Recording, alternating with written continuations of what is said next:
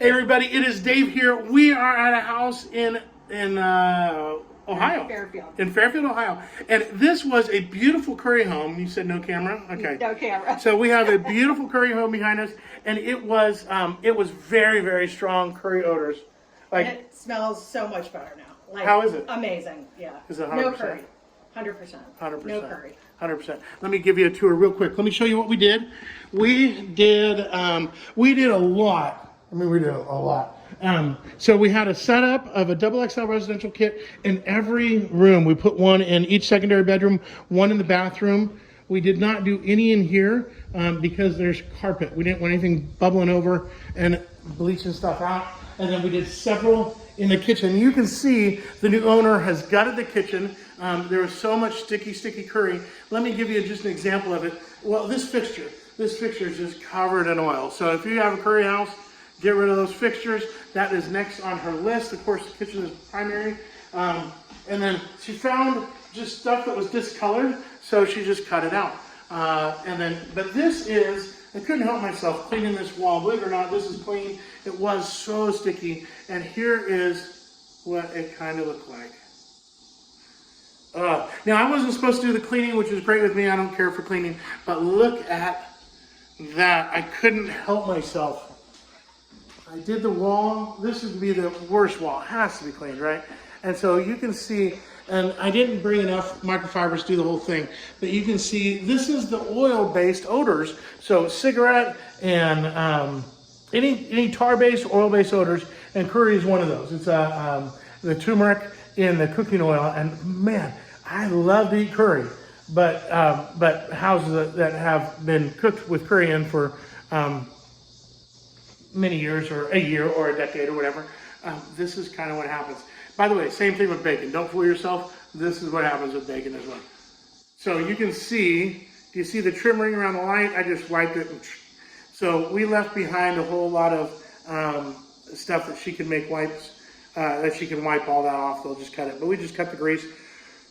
And then, so that is the vision of the ceiling. You can see how far out that oil goes. And so when you're cooking, and when you're cooking burgers, it does it. When you're doing bacon, all that, and curry, anything that you're cooking in oil, which is just about everything, that's kind of what happens. So should you clean your ceiling regularly? You bet. If you are just a regular happy cleaner, take your spray bottle, put a little bit of put water in it, and you can use tap water, you can use distilled water, you can use purified water. If your whole house has a system, that's great too.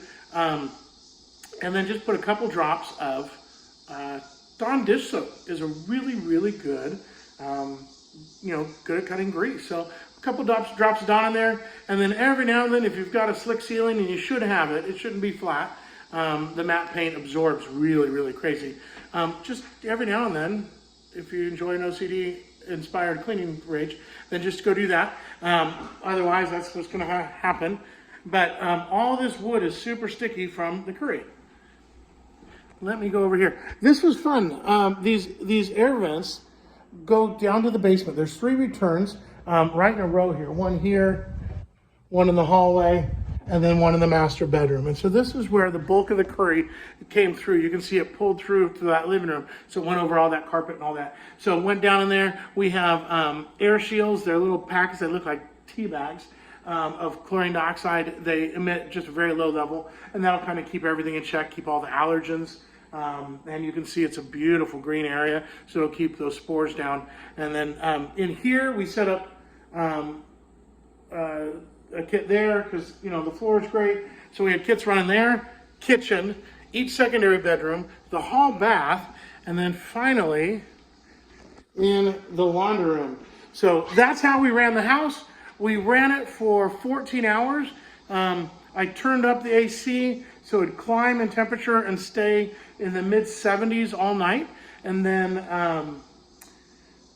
about an hour and a half or 2 hours before, so after about 12 hours, maybe 12 or 13 hours, I came in, of course, full respirator, all that, and kicked on the air conditioning, and then let it pull itself down to whatever temperature it got to, and then let it run another hour and a half, 2 hours, so that really go through. The air handler is in the basement, and so we had a lot of work to do to get down there, and the air handler also spits out air conditioning in the basement.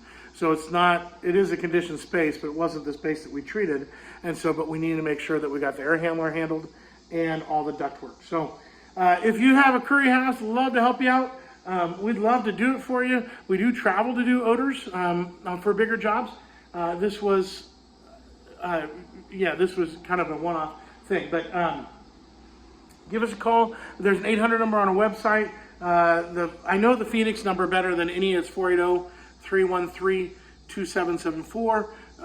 Tyler or Carrie or Logan will answer, and you'll have to ask for me, and they'll probably roll their eyes because my number is different. It's a 919. I think my number is 919-747-4471. I know that sounds really dumb not to know your own phone number, but 919-747-4471 is our North Carolina. That goes right to my cell phone, or just email Dave at mastergermandodorremoval.com, or if you get tired of doing that, Dave at mastergerm.com works as well. So here we go. We are done with this beautiful home. It no longer smells like curry. And are you happy? I'm thrilled, yes. She has not to be on camera, so she's thrilled, and the house is great. See y'all later.